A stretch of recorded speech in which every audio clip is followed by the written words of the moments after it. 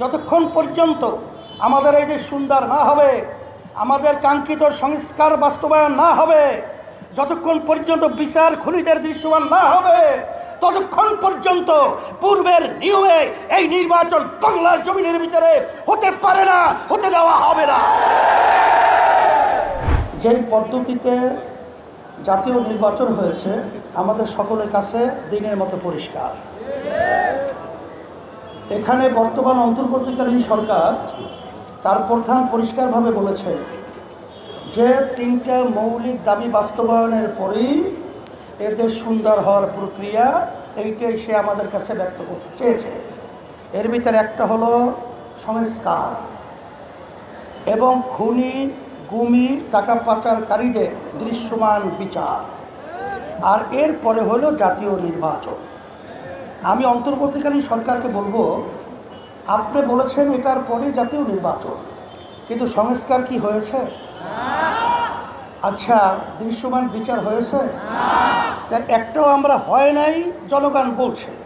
এরপরে আপনি জাতীয় নির্বাচন ঘোষণা করাটা, এটা আমাদের কাছে কিন্তু বিভিন্ন দিক থেকে সন্দেহ তৈরি হয়েছে যে নিশ্চয়ই আপনার উপরে কোনো ধরনের, যেটা আমরা বলবো অশুভ এবং গোপন জিনিস হওয়ার হয়েছে।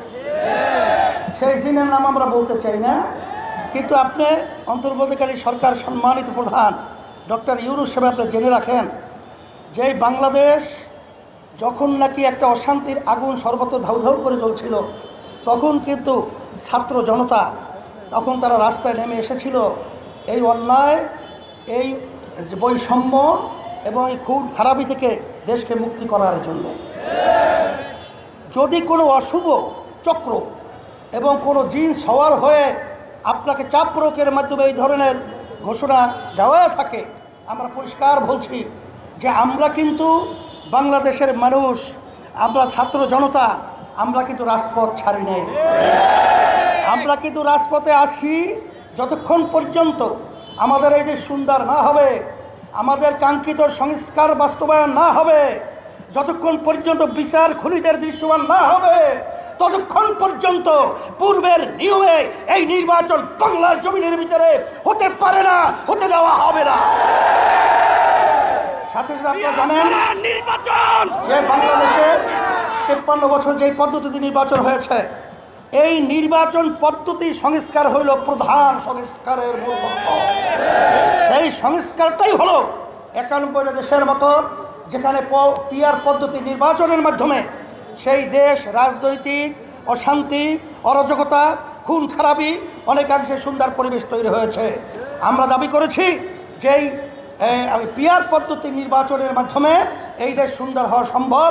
পেশি শক্তি এবং কালো টাকার দৌরাত্ম্য এবং বিভিন্ন পর্যায়ে যে গুন্ডাদের তাণ্ডব, এটা বন্ধ হওয়ার একমাত্র পদ্ধতি হলো পিআর পদ্ধতি নির্বাচন। আপনারা দেখেছেন যে আজকে সুজন নামক একটা সংস্থা, তারা সাধারণ মানুষ বাংলাদেশের তাদের কাছে জরিপ করেছে, সেই জরিপের ভিতরে 71% মানুষ তারা পিআর পদ্ধতিতে নির্বাচন চায়। এখনো কি আপনি বুঝেন না? না আপনাদেরকে আরো সুন্দরভাবে বুঝাতে হবে? আমরা পরিষ্কার বলছি, এখন কিন্তু সর্বশ্রেণীর মানুষ, সাংবাদিক এবং সর্বমহলে সকলের দাবি হলো পিআর পদ্ধতি নির্বাচন বাংলাদেশে অনুষ্ঠিত হতে হবে এবং সংস্কার দৃশ্যমান হতে হবে এবং জুলাই সনদ আইনি তার স্বীকৃতি দিতে হবে। যদি জুলাই সনদ আইনি স্বীকৃতি না হয়, তারা ক্ষমতায় আসবে, 2 বছরে তারা পাশ করিয়ে নেবে। এটা হলে গ্রাম্য কথা আছে, গুড়ে বালি। এটা কখনোই সম্ভব না, হতেও পারে না। এটা নির্বাচনের আগেই এটা হতে হবে এবং জুলাই সনদ আইনি স্বীকৃতি দিতে হবে। এই লক্ষ্যে আপনাদের সকলকে উদাত্ত আহ্বান জানাচ্ছি, আসেন এই টেন্ডারবাজি, চাঁদাবাজি এবং এই খুনি এবং এই বাংলাদেশকে অশান্তি যারা করে, এবং এক কথায় বলবো, বিদেশের যে আধিপত্য বিস্তার রোধের জন্যে একমাত্র বাংলাদেশে সুন্দর করা পদ্ধতি এবং মানুষ সর্বদিক থেকে সুন্দর পরিবেশ তৈরির জন্যে পিআর পদ্ধতিতে নির্বাচন হতে হবে। এই দাবিটি আজকে আমাদের এই প্রোগ্রাম। এখন আমরা মিছিল করব, জানাবো। এরপরেও যদি এবং আগামী এতেও এইটা বাস্তবায়নের জন্য আমরা বিভিন্ন কর্মসূচি সময় উপযোগী সেটা আমরা দেবো ইনশাআল্লাহ। আমরা মাঠ ছাড়ছি না।